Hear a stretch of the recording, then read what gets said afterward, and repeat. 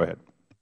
Thank you very much. I did want to just, do you, to Mr. Ramich, do you think that what's going on now in the increased permitting process and the time involved is driving up the price of gasoline at the pump? No, I don't.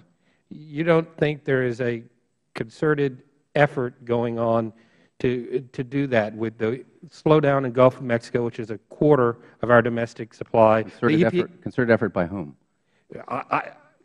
I think this administration, I'm typically not a black helicopters guy, but if you look at what's going on, if I were a speculator, I would be buying oil futures.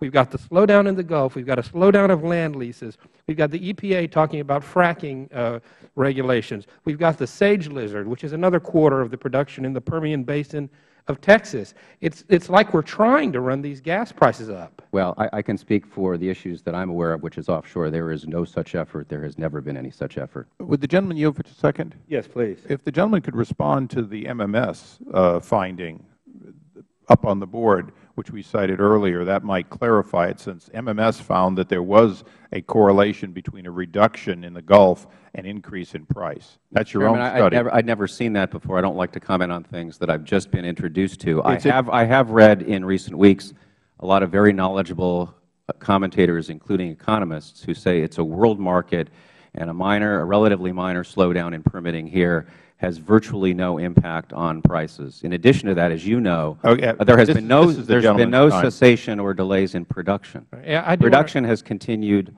all along. There was never a moratorium on production. I do want to just reclaim my time for a second. Historically speaking, you actually see a spike in the price of oil, whether it's driven by speculators or the market, even when there's a hurricane that's delaying production in the Gulf just over a couple of days. How can you rationally say that a long-term slowdown in the permitting process isn't going to affect the price of oil? Well, because I don't, well, you asked me whether it was causing a rise in the price of oil now. My understanding of world market conditions is that the production has continued apace, that the projections for declining production are not for the present, they're for the future. And therefore, I thought the question was about the present, and I don't think it's having an effect at present.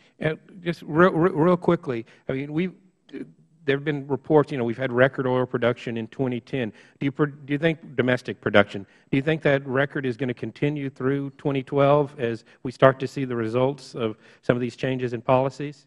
Well, the EIA, which is considered the most reliable sources of energy production, does predict a decline in 2011 and in 2012. I don't have a crystal ball, but I'm not in a position to dispute that. So a decrease in production, typical under supply and demand, would probably result in an increase in price of oil and corollary price of gasoline at the pump. Well, but that presumes that we only have a domestic market, which we don't.